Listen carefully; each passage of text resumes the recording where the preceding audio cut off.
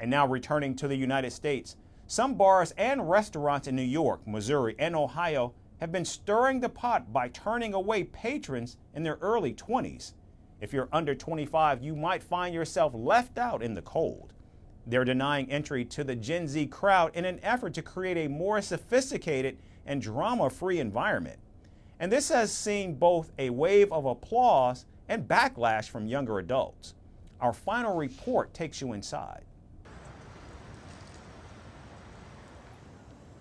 For some people, age is just a number, but for others, it's a whole different vibe. Age differences can shake things up with varying outlooks, temperaments, lifestyles, and much more. And a few restaurants and bars in the United States believe that age is not just a number. In the states of New York, Missouri, and Ohio, new kinds of age restrictions are becoming a trend.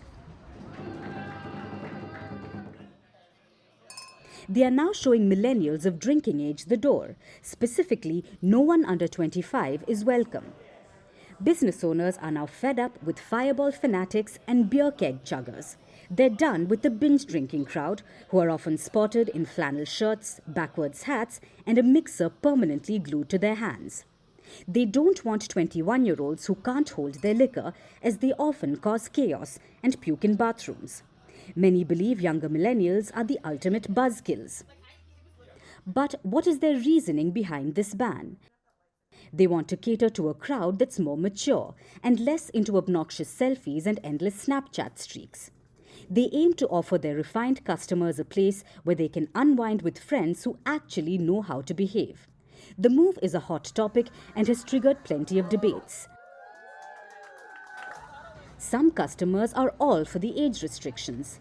Many spots have thrived since the change, attracting patrons who prefer a night free of potential disruptions. These restaurants have seen a boost in reservations and sales, with guests loving the chill, luxurious vibe. But here's the flip side. A lot of people call this discrimination. They question if age really equals maturity, and if strict door policies are necessary to keep things classy. Some suggest upping the price point instead of the age limit to keep the riffraffs out. Historically, whenever restaurants try to enforce such rules, they get major backlash online. Whether it's the no shirts, no shoes, no service rule, or banning kids to dodge tantrums in food fights, these policies always stir the pot. Experts argue that age-exclusive joints aren't likely to become a trend. Patrons under 30 are a cash cow.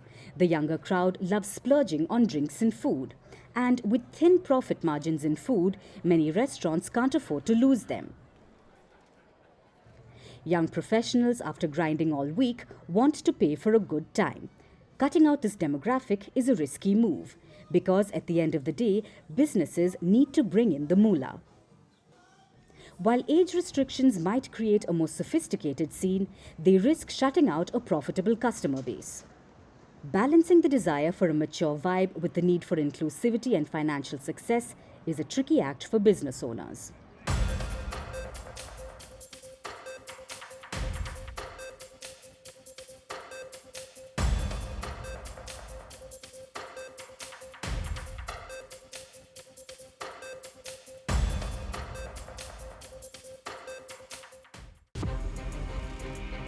From impeachments to inaugurations, if it's a political story, we are on the scene. The race for the White House is heating up. We're beating Biden. How dare he say that? If it's breaking news, we're live with the latest coverage. From the White House, the State Department, and Capitol Hill, we know the issues, but above all, we know the players to bring you the latest in-depth analysis on all the key stories that we're covering. I'm Eric Ham. Join me from Washington here on Firstpost America.